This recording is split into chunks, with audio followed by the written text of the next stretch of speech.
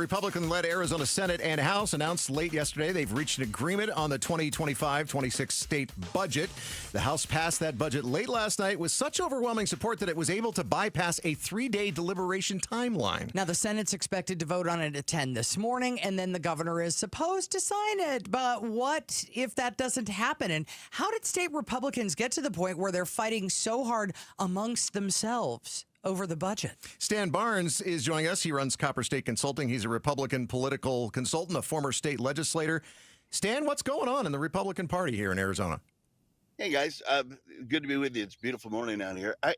What's going on is a little family argument about priorities. The same argument's going on the Democratic side. It's just not as prominent because they're not the majority party in the state legislature. But you know, in the end, after a lot of hand-wringing and a lot of fear that we might actually have the first budget shutdown ever or government shutdown ever because of a budget, they ended up pulling it out.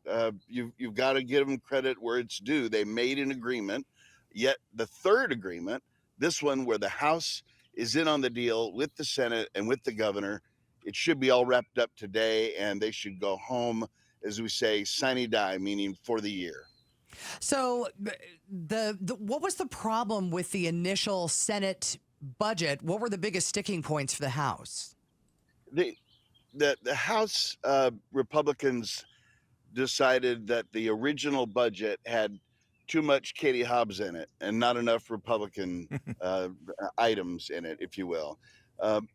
It really wasn't so much the money. It wasn't the amount of money. It was where the money was going. And in the end, the money was moved around. Some things were bolted on to get votes from folks that were reluctant. And to Katie Hobbs' credit, she went along with it because, after all, it is a divided government. It's very difficult politically to let go of your key principles and to make a deal with the other side in the name of an ongoing budget for the state. It's the hardest thing there is in politics, and I'm glad they got it done. So would you say that, that what Steve Montenegro was up to, the House Speaker, was more ideologically motivated or more politically motivated? Because it doesn't seem like there's a lot of love lost between Warren Peterson and Steve Montenegro. You know, it was, you're right. I mean, there's some real tension there. I'm sure it'll calm down, but it's a pressure cooker of a place. There's a lot at stake. There's a lot of meaningful, important things.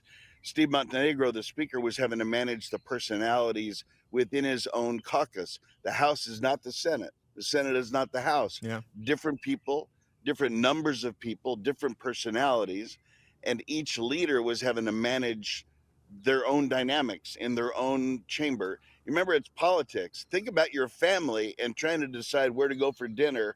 Now think about trying to spend $18 billion. That's how difficult it is. Listen, I would not have trouble spending $18 billion, Stan. I got to be honest with you. But, it's now I'm imagining Steve Montenegro sitting next to me in the car saying, I don't want to just drive around trying to figure out where we're going to dinner. I want to know where we're going to dinner before we leave the back house. seat. He's touching me. Right. Oh, my gosh. You get it. I mean, you're right on point. This is the very vibration of the legislature. Yes. So does the Republicans lick their wounds and move on at this point? Is everything going to be honky-dory, and are they going to be joining hands, Warren Peterson and Steve Montenegro, after this? Yeah, I mean, the wounds will heal quickly. I think there's a lot to celebrate. I mean, they got a budget done between a very conservative Republican legislature and a moderate governing executive in Katie Hobbs. I mean, let's agree that's a good thing that they could get that done together. And then we will live to fight over it another day, a mere 6 months from now when they come back into session in January. I'm looking forward to it so much. So Stan, I mean, is it pretty much a fait accompli that the governor is going to sign this? She was involved enough that she feels good about what her party's going to say about it?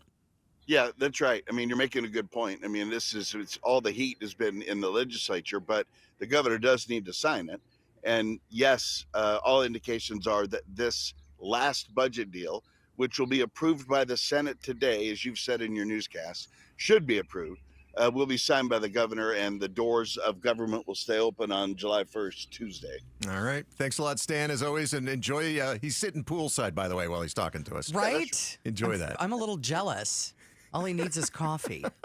Once again, that is Stan Barnes of Copper State Consulting. He's a former state legislator and a Republican political consultant. Thanks for watching Arizona's Morning News. Click to watch more from KTAR News and hit the button in the middle to subscribe.